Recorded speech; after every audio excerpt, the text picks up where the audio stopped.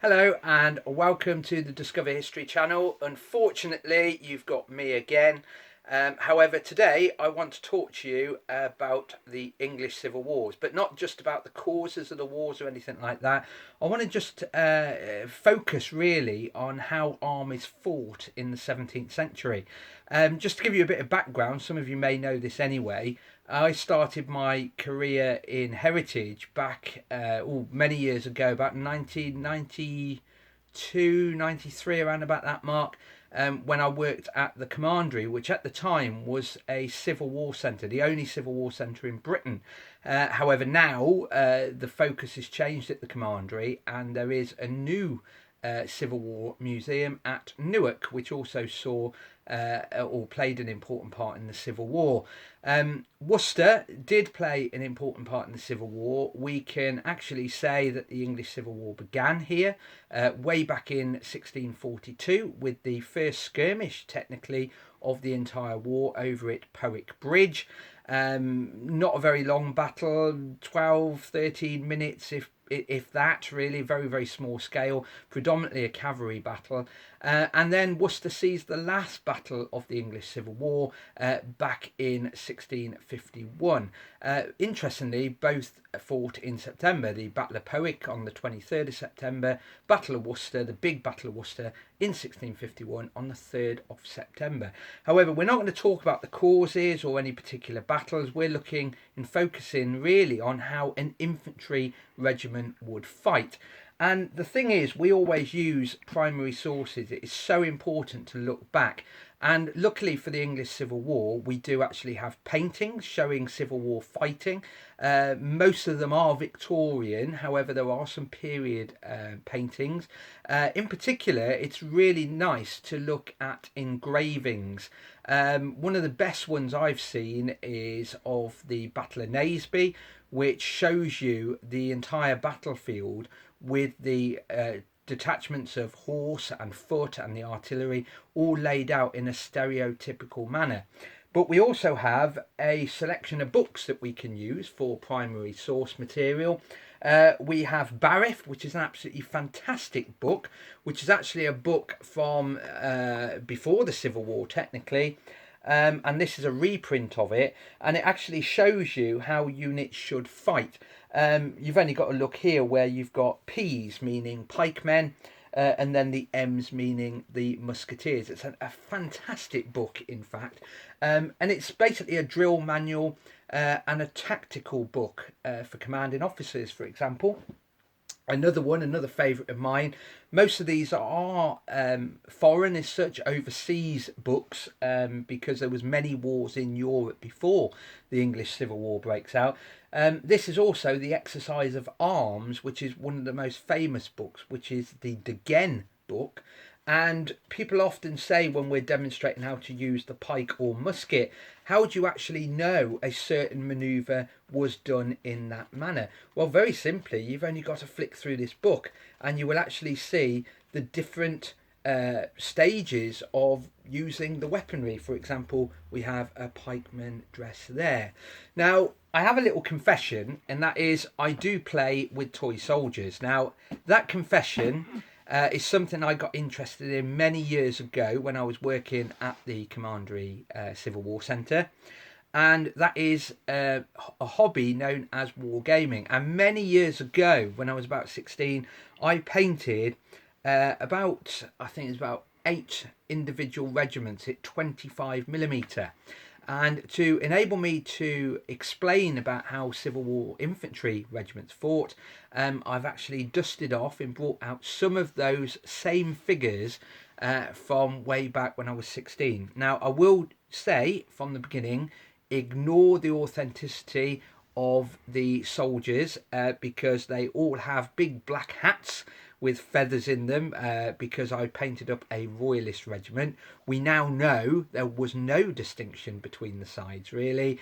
Big black felt hats were extremely expensive things, so your average musketeer never had them. Red ostriches in Britain, haven't found any yet. Way back in the 1600s, there was definitely no bright red ostriches, so we do have to ignore the feathers in the hats here.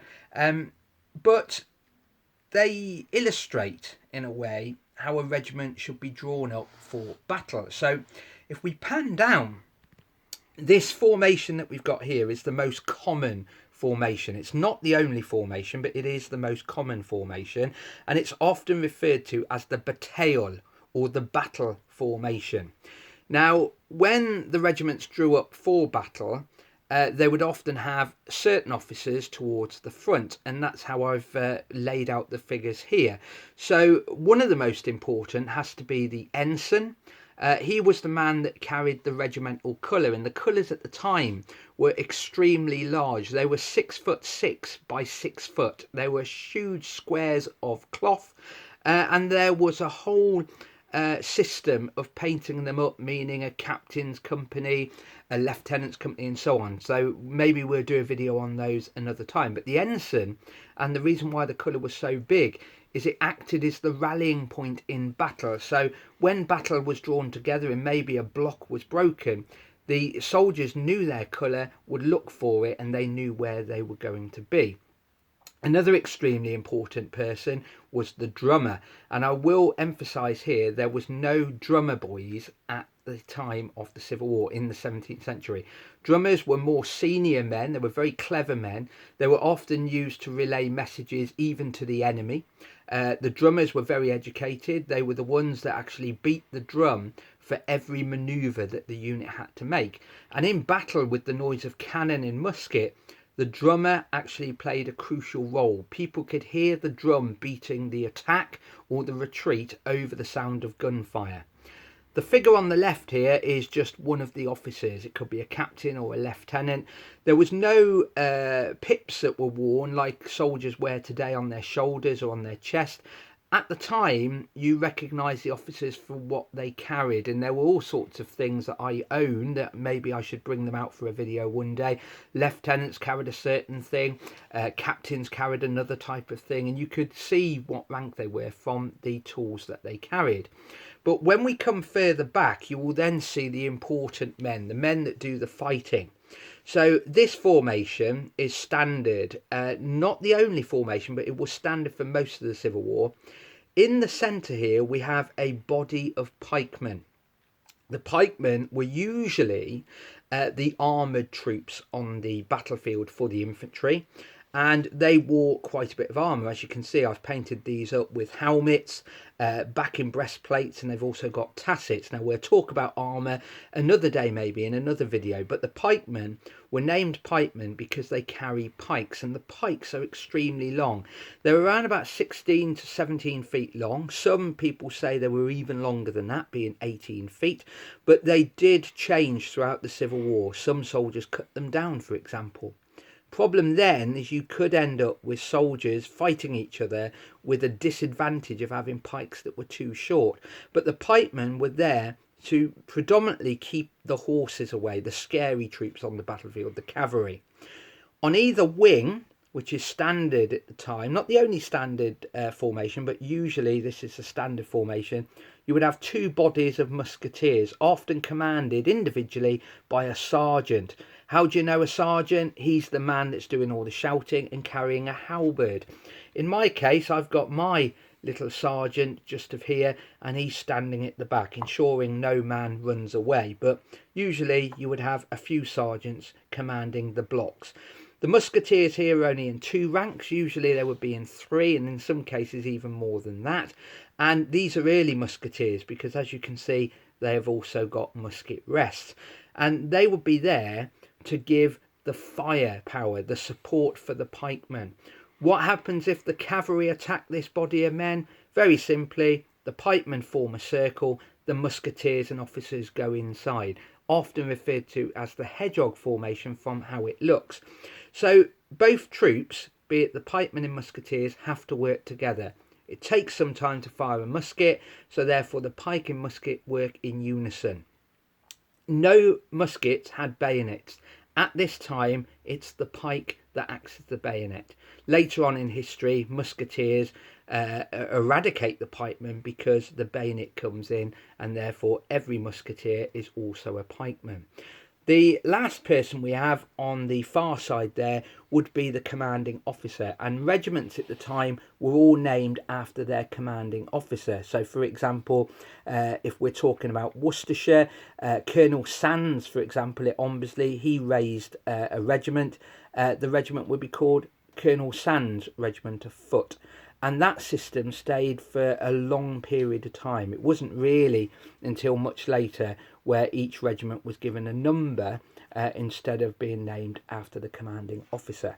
So hopefully that's given you a little insight to how an infantry unit would be drawn up. Pike in the middle, flanked by the musketeers. And the enemy would use the same tactic. And the idea is you will pour the fire into the enemy, and then eventually it will come to clashes, in particular the push of pike, where pike against pikemen will push the enemy off the battlefield. This standard way of fighting continued for a very, very long time. The pike in the middle, musketeers on either flank. Now, what we would like you to do is let us know. Would you like to see us explain something else? Would you like me to explain the cavalry tactics of the Civil War? Would you like me to talk about the Battle of Worcester? Or one of my favourite topics, was Worcester a faithful city? This channel is as much your channel as it is our channel. So please do get in touch. The Civil War, like I said, is a particular favourite of mine, purely because that's where my heritage job started, really, way back in the 1990s, early 1990s. Anyway, on that note, stay safe everyone, stay in, and I'll see